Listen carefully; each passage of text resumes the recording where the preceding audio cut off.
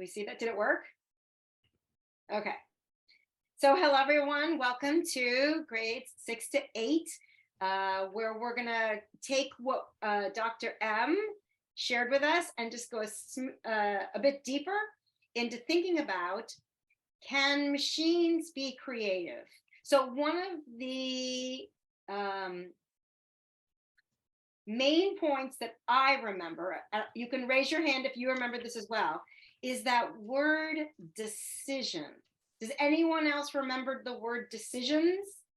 Did she talk about computers and decisions? Hands up. Okay, that's what I remember.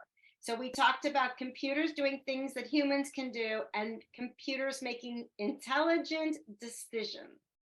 So in this group that we're going to be together, we're talking about those decisions about the computers being creative. Do you have to have the human with their hands on the paintbrush or the pencil or the clay in order to be creative and create art? Or can the machine make the decisions to do that? Before I begin, hands up. Who thinks a machine can be creative?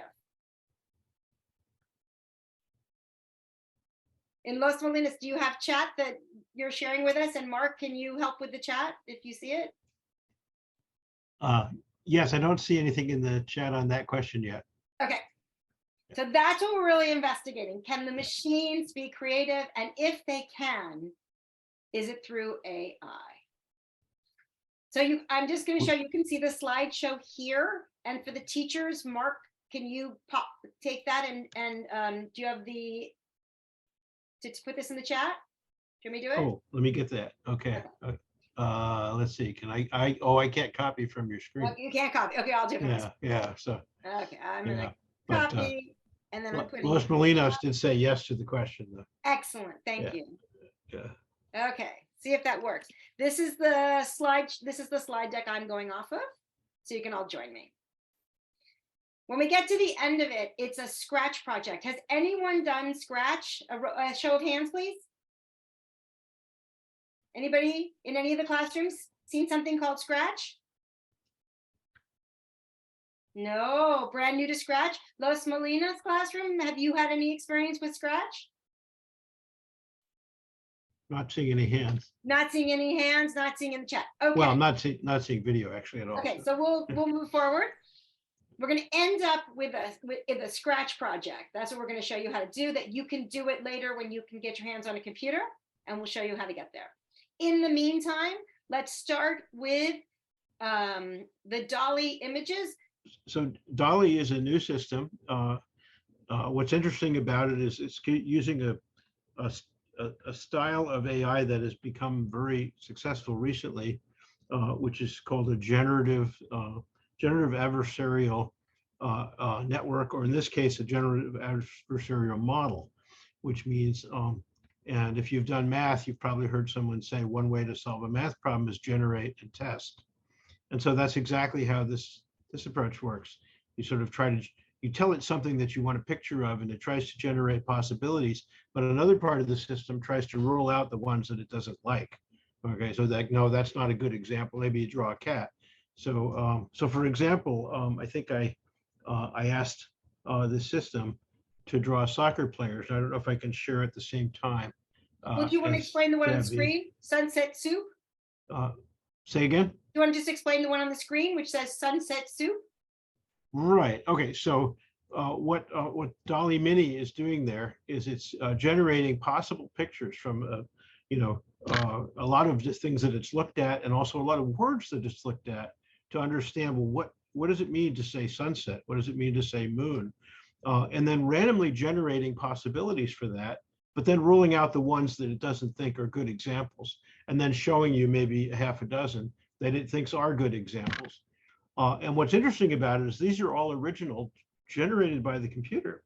And so you don't necessarily have to say, well, is it copyrighted? But there's interesting issues that you want to think about. It's like, well, if I said generate pictures of Sunset Soup that are in the style of Picasso, then you would say, well, was that fair to Picasso? There's a lot of questions to ask about that, but it's certainly generating something different, right?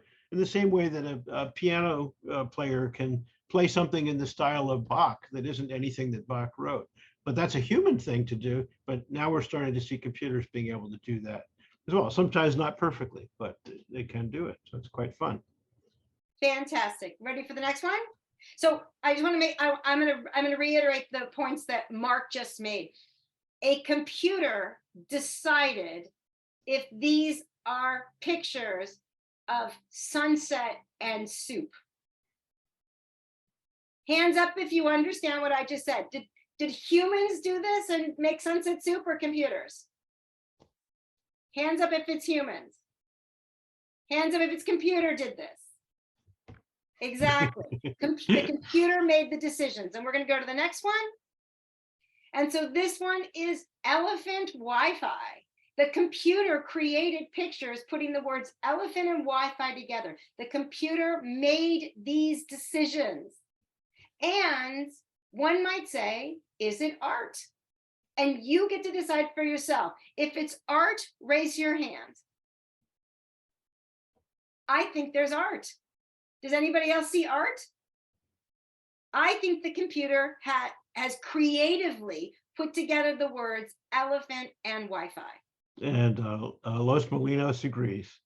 Great. So now we're going to go a little bit. You heard this word from Mark, GAN, Generative Adversarial Network. And here's where some of the learning comes in. Are you ready for this? Generative is another word for create. Am I here? Yeah. Adversarial means to oppose, but in this case, it's to look back on what was created and to make decisions. And the last one that Mark talks about is network, and network is interconnected. So it's creating things. The computer is creating things. The computer is looking back and making decisions, yes and no, and the computer is finding interconnected ideas to actually make those decisions. Okay. So this slide says that interconnected part, you'll learn it in college. It's for college math. I don't teach it in high school or middle school. We leave it for college. And with that, we say model. We say generative adversarial model is what we're doing here to do what's very similar to the pictures that we saw earlier. Okay, how do you make a model? It's a set of rules. So unfortunately, the set of rules is closer to the toaster than the set of rules is to the car, unfortunately. But we're still going to play with the computer making the decisions that it's been programmed to make with a model, which is closer to the toaster, I understand, than it is the actual AI, but it's something we can all still do to play with. Okay. One piece of this is how does it make the decisions? The computer's got to generate creativity, and then the computer has to go and look and make decisions. Is it art? Is it not art? Is it what we thought it was? Is it not? Is it a sunset and soup? Is it an elephant and Wi-Fi? So it's got to do both. How we do this is we program some randomness to be generated. We add some rules for the discriminator, for the judgment, the decisions. And at the end, we see, did we get a match? If we don't get a match, we program it to keep going. Don't show us what we don't show us if it's not a match. Okay, we're gonna do it in Scratch, and I'm gonna show you, and you're gonna help me build a Scratch project. I'm gonna show you the end project first. I think it's here. Can everyone see it? Has anyone seen Scratch before? This is the first time you're seeing Scratch. You've seen it before? I see a hand. I'm super excited to see a hand. You've seen it before. Okay. In Scratch, when we come upon a project, we first look for the title. I see a title, Random Face Generator.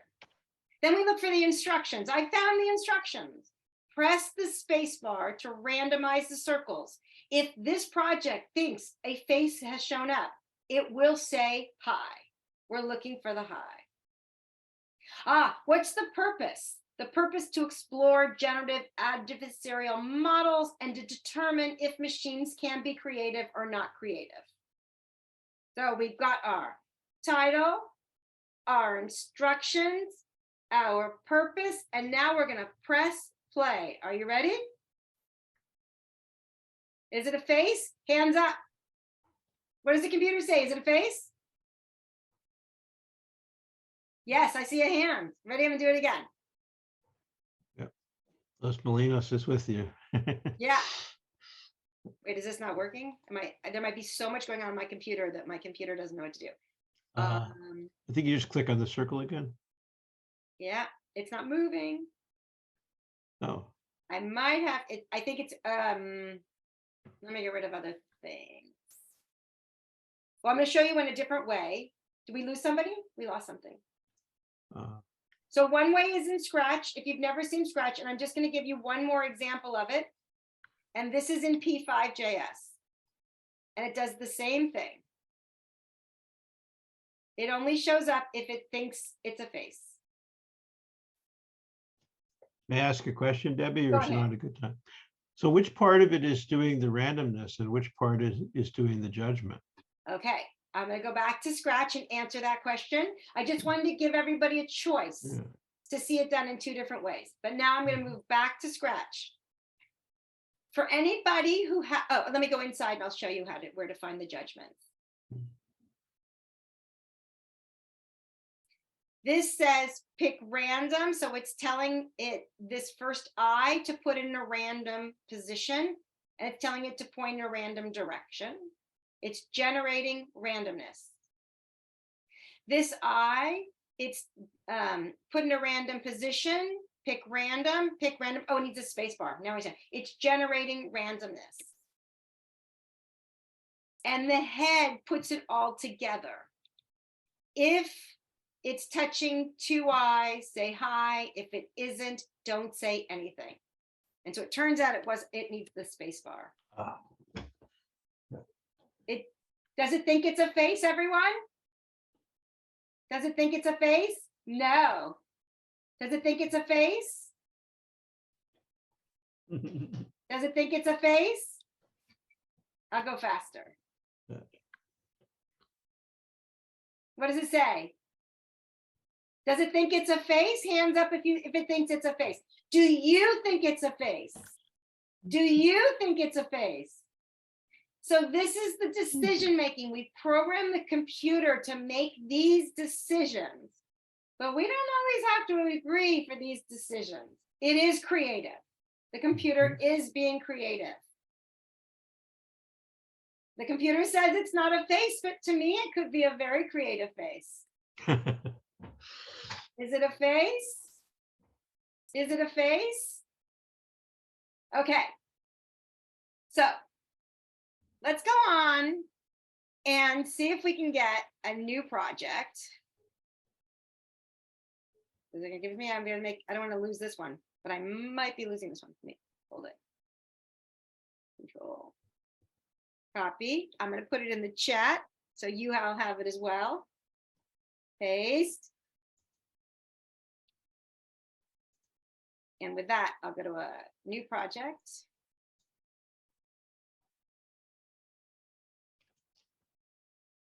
Okay.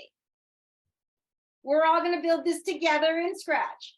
What color should the head be?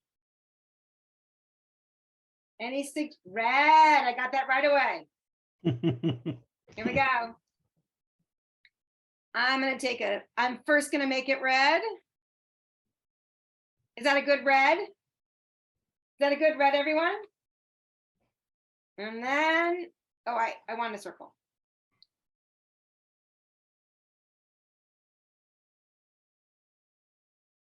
We don't need the cat right now. Okay, and I don't need an outline.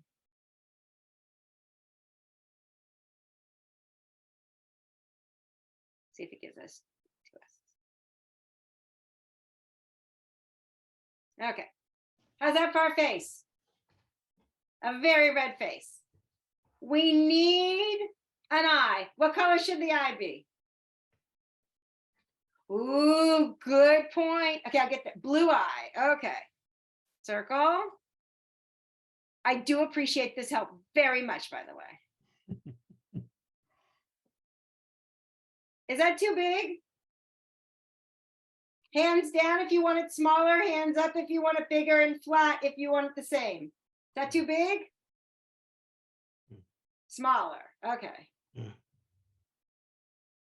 you like that? Smaller still? Okay. There's an eye. Now, I heard there was do we want an outline on this? So we could do the outline. What was the outline? A darker red? Was that the What suggestion? was the idea? Did it work? Looks like it. No, it didn't work yet.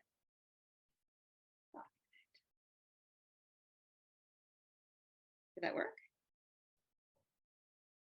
Oh, it's very maybe thin. It's a very thin line. It's a very thin line. Okay, should we do two eyes? Are you ready? I'm going to change this and I'm going to call it eye. And I'm going to duplicate it. Okay, is it a face? Anybody? Maybe? Maybe no? Yay. Maybe I no? I see a yay. Okay. So when we're in Scratch, these are block codes. And I'm going to try and do this right here. Events, when the green flag is clicked. Thank you. Made the head name die. Whoops. I did, didn't I? Oh my goodness. I did. Yeah. And I won. Good Yeah. catching that. Thank you very much. That's where bugs come from. Okay. So here we are, and we actually had the eyes. We'll leave the, should we leave the head where it is? And we said we'll just do when this is clicked. Should we go to a random position? And then we'll do the same thing over here. Okay. I'm going to click the flag. Uh-oh. Is that a face? So in this, in this, so I want to be clear of what we've done. I am not making any of these decisions. Are you making any of these decisions, Mark? No. Students, are you making any of these decisions on where it goes? No, you all as a group decided on the color of the face, the color of the eyes, and how small the eyes should be or how big the eyes should be. The computer is deciding where the eyes should go. It isn't AI generated yet because we've given it the rules. So it's a model, or we haven't gotten to the model yet, but it's closer to the toaster in the sense that we've told it, you know, very, very well toasted or not very well toasted at all. We've told it that. But in order to get closer to the model, not just the random position, but when the green flag is clicked, forever and ever and ever and ever and ever and ever. And I tell you this because I used to forget to use the forever block a lot, and I didn't understand why my program won't work. But forever, if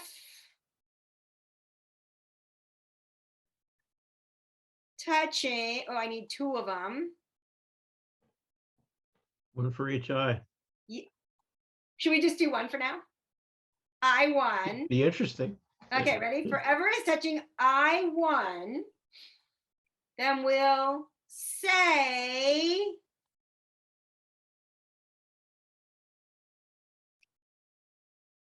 hi. Okay, you ready? Everybody?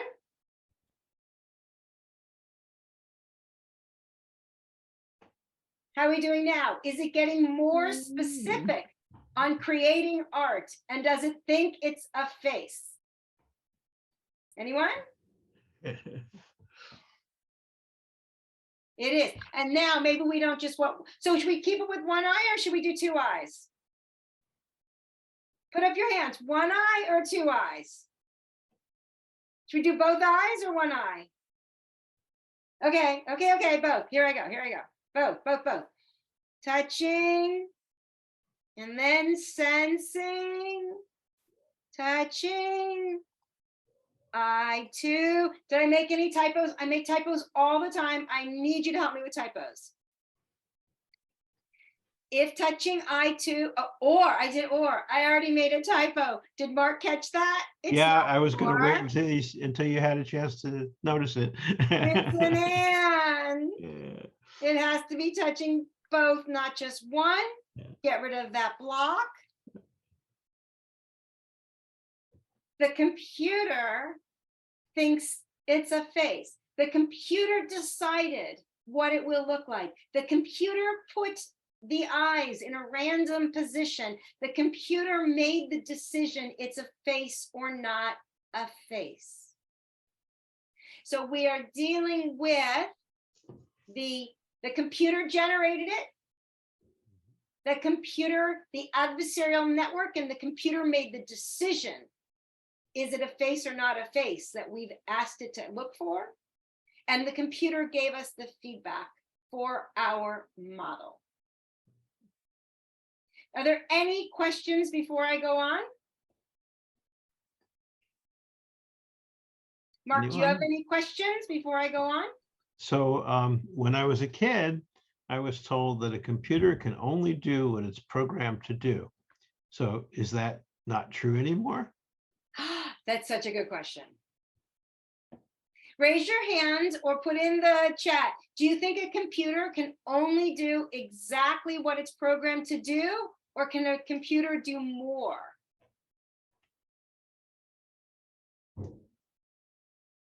I'll do one hand for only you can do. Who thinks a computer can only do exactly what it's programmed to do? And who thinks it can do more than it was programmed to do? I definitely see hands that go up. Yeah, more than it do. So in this case, it's only doing exactly what it was programmed to do.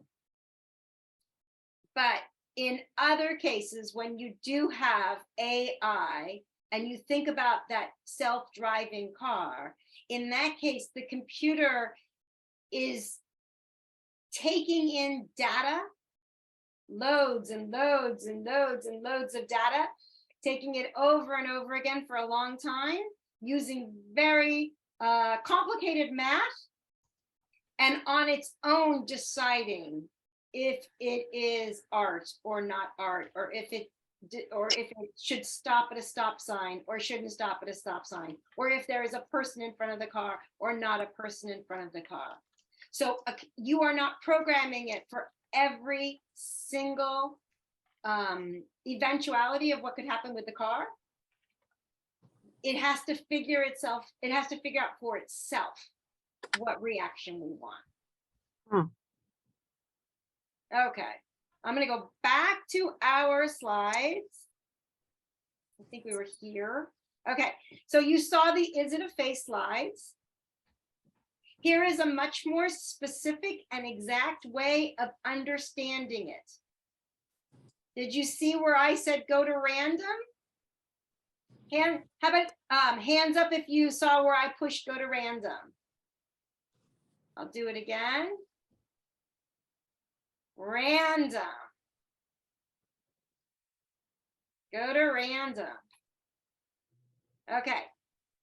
I didn't do point in direction. This is much fancier than I did. You have this code if you want to play with this fancier code. I did a forever. Raise your hand if you remember the forever I did. Yes. There's our forever. I almost forgot it. In fact, it's still yellow because the program thinks it's still working. It's forever waiting. Okay, back over here. if it's touching I1, let's see. If it's touching I1, and it also was very clever in changing the size and making sure the eyes were the same size. We didn't do random sizes for the eyes, but they're making sure the eyes are the same size. And if it's not a match, be blank. And if it is a match, say hi. Did everybody see we did that? Okay, back to our slides.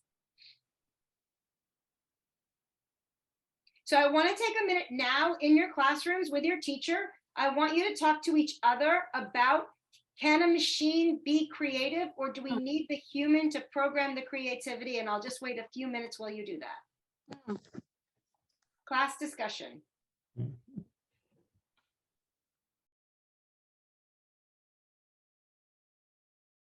About raising our hands, who thinks a computer can think on its own without a human, or who thinks a computer cannot. And a couple of my students actually just said, well, if they can think on their own, can AI make AI? That's such a good question.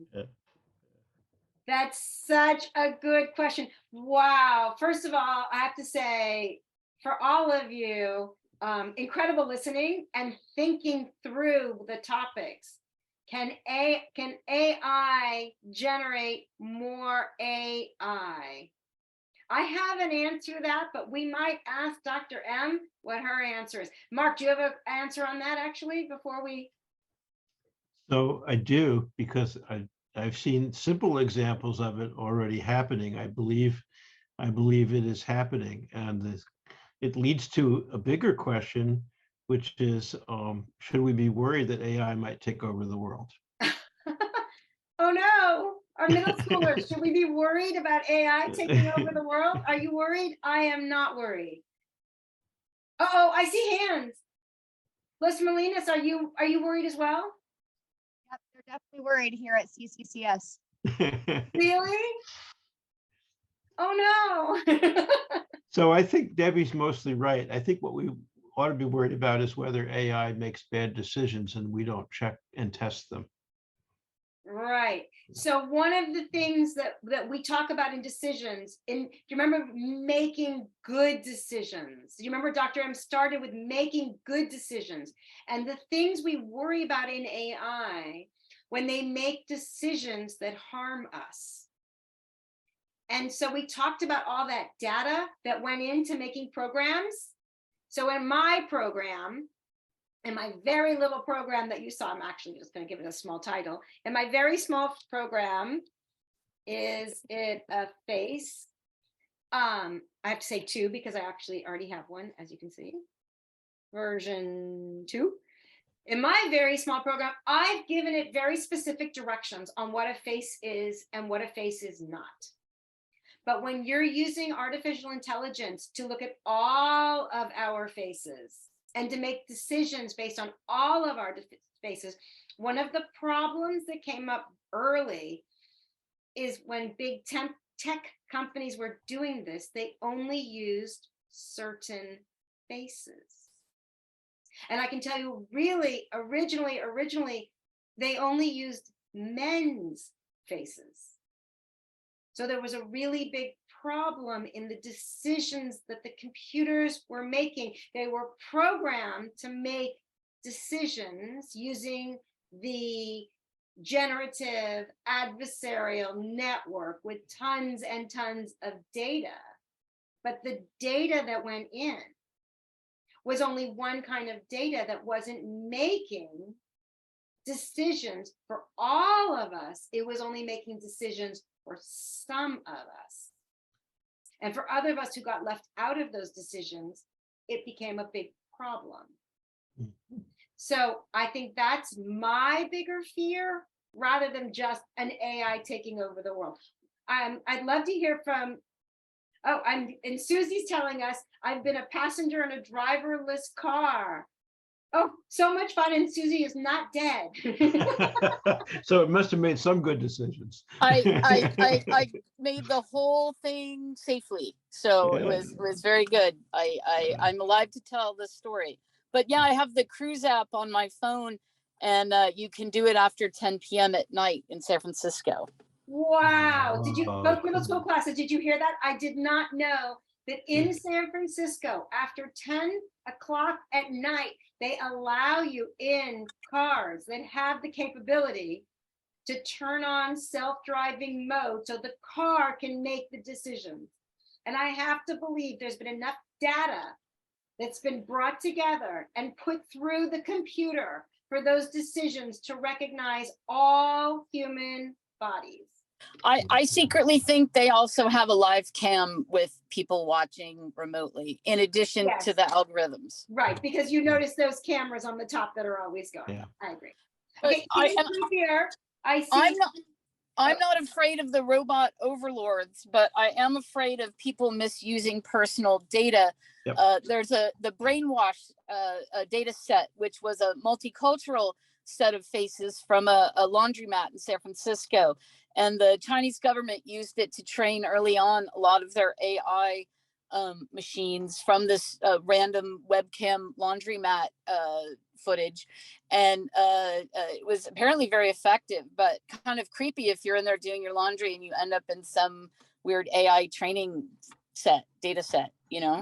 Which is great, because the next segue we get to is not just what is creepy or what agitates us or might bother us or what we're afraid of, but for each one of you and why we are here in CS Ed Week Hour of Code is, what can you do? How can each one of you step in and be an advocate for AI that is used to help everyone? Mark, do you have a question, something you want to add here before we push it back to a 2-minute discussion in both classrooms? How can each one of you, every one of you, be an agent of change, be an advocate for AI to be used for the benefit of all of us? So one of the comments I would add is just that sometimes it's been misused to try to make decisions, and those about, for example, who should go to jail or not go to jail, or and those decisions have reflected bias, and that's related to not having all the data in, as you mentioned earlier, or AI that doesn't see a woman's face. Or AI that doesn't see a woman's face. They did correct that one. So both classrooms take 2 minutes for a discussion, not just can AI be creative, but since we brought up some agitation, we brought up some fears, we brought up things we're a little bit scared of. How can every single person on this Zoom right now in these classrooms be a change agent?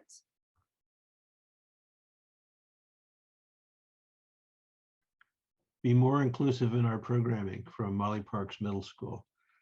Yes. Fair enough. Update face recognition. Yeah.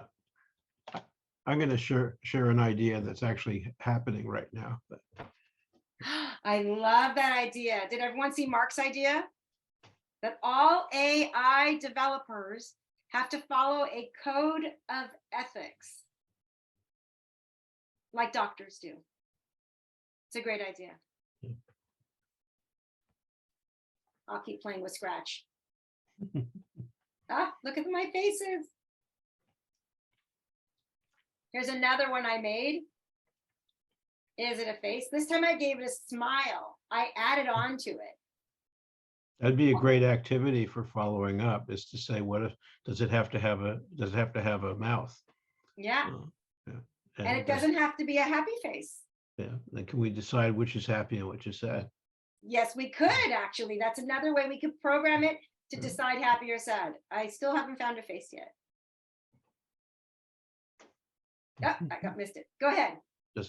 Yeah, it's 2:30. You have been doing AI for a whole hour. Round of applause for yourselves. There were some really good discussions, I thought. Excellent. It was worth the time. I am very excited to watch the recording and to see what all the comments are. And that I'm also very glad that this wonderful team at at AI4CA has put together these resources. So your teacher can help you in doing more of these exercises and doing more with Scratch and maybe making more cool faces by using the materials on our website.